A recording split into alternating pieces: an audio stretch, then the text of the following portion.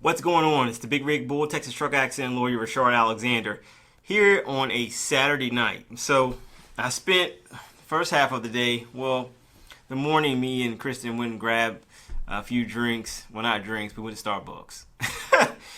And then I had to go to a marketing class. I went to a marketing class and then cooked dinner for the family.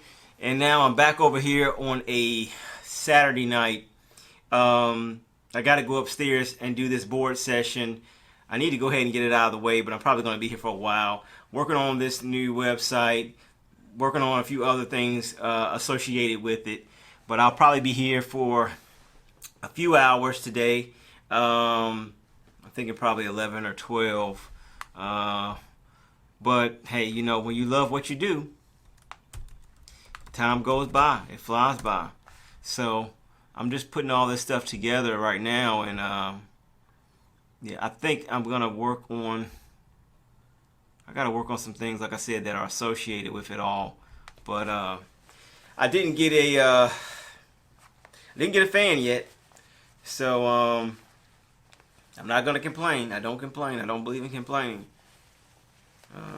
You know, because if you can change it, then you should change it, and if you can't change it, then why complain about it? You know, so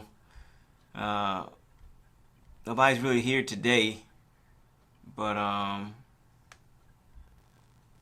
like being over here, man. I love this office. It's calm, it's quiet. I tried a new drink from Starbucks. I've been holding it all day for the most part. You know, a blackberry or blueberry black tea. So yeah, it tastes okay. You know, I always get the drinks like half sweetened.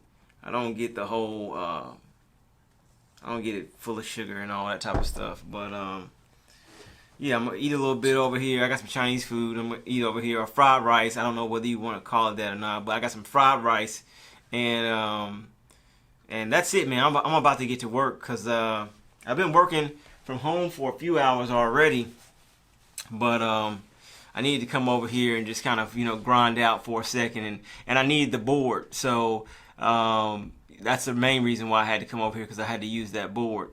I think today I'm going to continue by talking about Class 2 hazardous materials, because I think I covered Class 1 yesterday. So we'll start with Class 2, or we'll go into Class 2 hazardous materials today.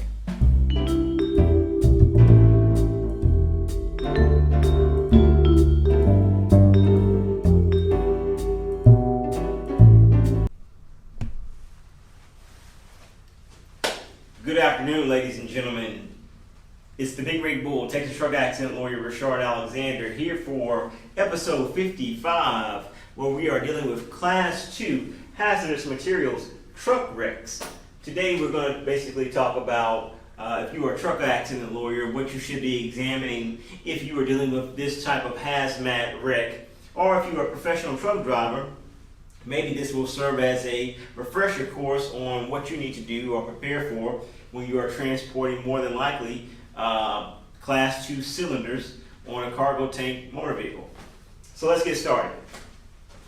So when you examine the vehicle condition of a Class 2 cargo tank motor vehicle, before you load those Class 2 materials, which is more than likely going to be some type of cylinders, you need to inspect the vehicle floor or the loading platform to ensure that it's essentially flat.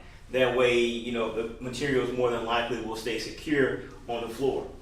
If there's no solid floor or platform, then the cargo must be securely fastened to racks.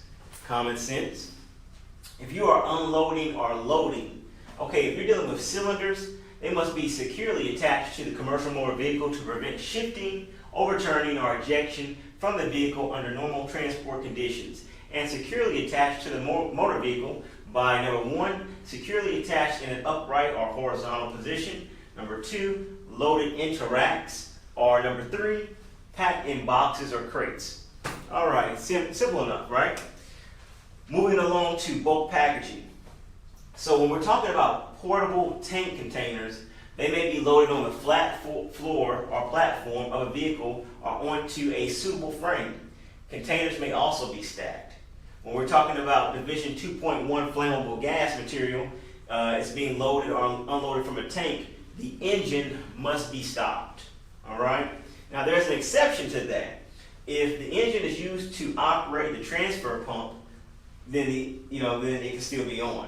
But the engine must also be off while filling or discharging connections are disconnected, unless the delivery hose is equipped with a shut-off valve.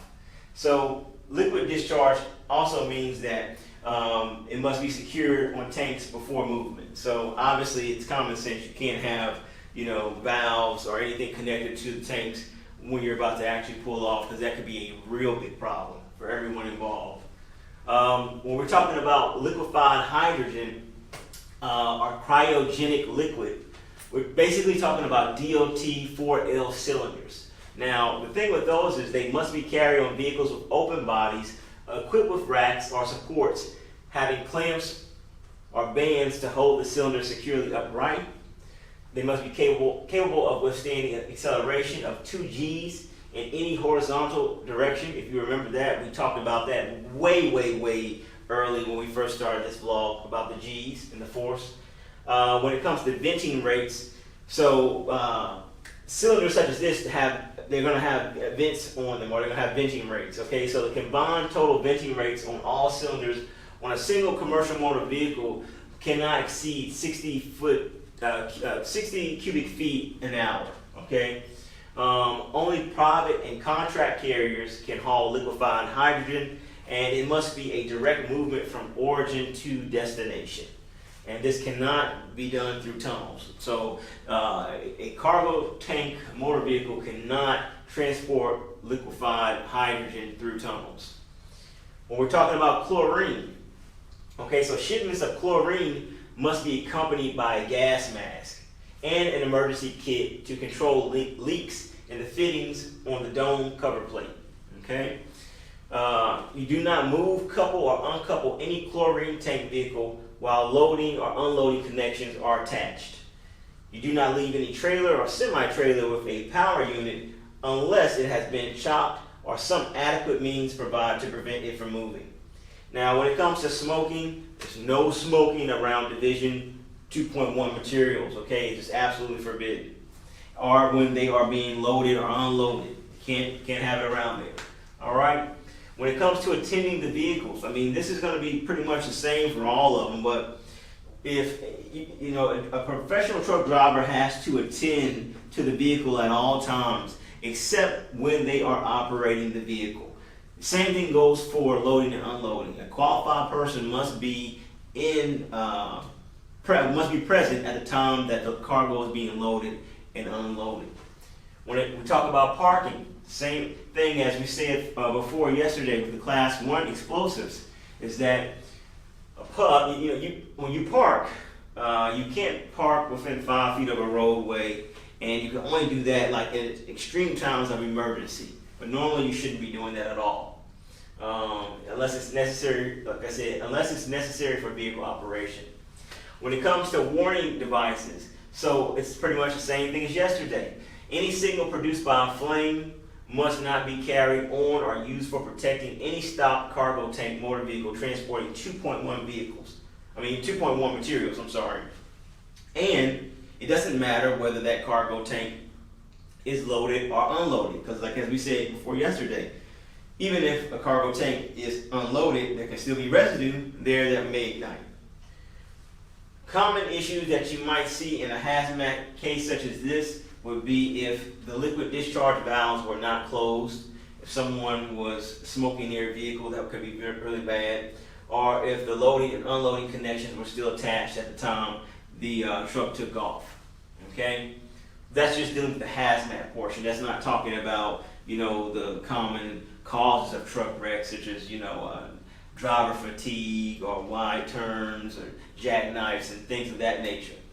The last thing I want to talk about very briefly, and there is more to this than what I have here. I just didn't feel like writing it all out and going all over it. But I'm talking about cargo heaters. So a combustion cargo heater may only be equipped for transport of a 2.1 division material if, number one, the heater is powered by diesel fuel or propane, and two, the heater is catalytic, or also it complies with 393.77. So there's more to both of those. Pretty much to say that if it's catalytic, that means that it's going to burn at a much lower rate than the normal heater. But like I said, if you have questions about cargo heaters, you can feel free to call me or email me or something like that. We can talk about it, because this isn't the total specifications for all of this when it comes to cargo heaters. So this wraps up episode 55 with the Big Rig Bull, Texas truck accident lawyer Reshard Alexander. Hope you are having a blessed day, and I will see you again tomorrow. Take it easy.